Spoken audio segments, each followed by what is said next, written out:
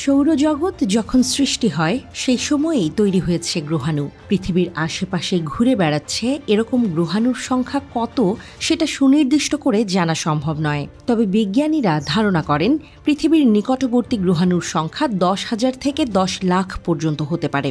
এসব গ্রহাণুর বেশিরভাগই আকারে ছোট। 6,60,00,000 বছর আগে পৃথিবীতে আঘাত হেনেছিল একটি গ্রহাণু। এর প্রভাবে সৃষ্ট বিপর্যয়ে ডায়নোসরের বিলুপ্তি ঘটে বলে ধারণা বিজ্ঞানীদের।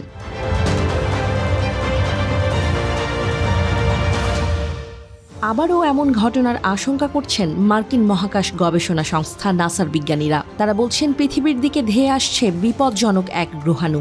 বিশাল আকার এই গ্রহাণুর সঙ্গে পৃথিবীর সংঘর্ষ হতে পারে, সেই চান্স 72%।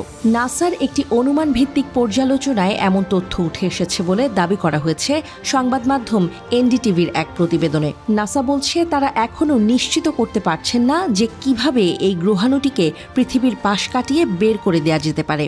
সহজ কথায় বলতে গেলে এই গ্রহাণুকে প্রতিহত করার মতো পর্যাপ্ত প্রস্তুতি এখনও নাসার নেই। এই অজানা গ্রহাণু আগামী 14 বছরের মধ্যে পৃথিবীর দিকে ধেয়ে আসতে পারে। নাসার রিপোর্টে উল্লিখিত তারিখ অনুযায়ী গ্রহাণুর সংঘর্ষের তারিখ হতে পারে 12 জুলাই 2038।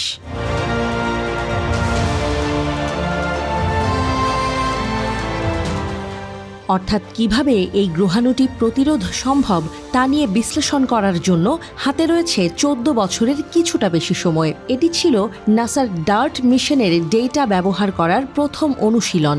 ডার্ট হল সম্ভাব্য গ্রহাণুর প্রভাব থেকে গ্রহকে রক্ষা করার জন্য একটি প্রযুক্তির প্রথম ইন স্পেস প্রদর্শন। ডার্ট এও নিশ্চিত করেছে যে গতির প্রভাবে একটি গ্রহাণু গতিপথ পরিবর্তন করতে পারে।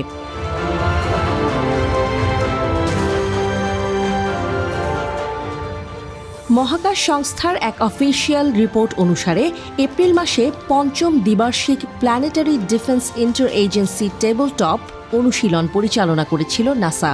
গত 20 জুন মেরিল্যান্ডের লরেলের জনস হপকিন্স অ্যাপ্লাইড ফিজিক্স ল্যাবরেটরিতে এই অনুশীলনের সারসংক্ষেপ উন্মোচন করে সংস্থাটি। অনুশীলনে নাসা ছাড়াও মার্কিন যুক্তরাষ্ট্রের বিভিন্ন সরকারি সংস্থা এবং আন্তর্জাতিক সহযোগীদের প্রায় 100 জন প্রতিনিধি অন্তর্ভুক্ত ছিল। নাসার বরাতে এই খবর প্রকাশ করেছে সংবাদ মাধ্যম এনডিটিভি।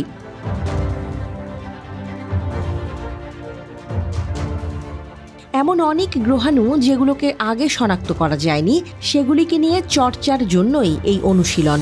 গ্রহাণু সম্পর্কে কিছু তথ্য পেলেও নাসা জানতে পারেনি এই গ্রহাণুর গতিপথ কেমন হবে। প্রতিবেদনে আরও বলা হয়েছে এই পুরো মহড়া পৃথিবীর ক্ষমতা দেখার জন্য করা হয়েছিল। ওয়াশিংটনে নাসা সদর দফতরের গ্রহ প্রতিরক্ষা কর্মকর্তা লিন্ডলি জনসন বলেছেন একটি বড় গ্রহাণু বিপর্যয় হতে পারে।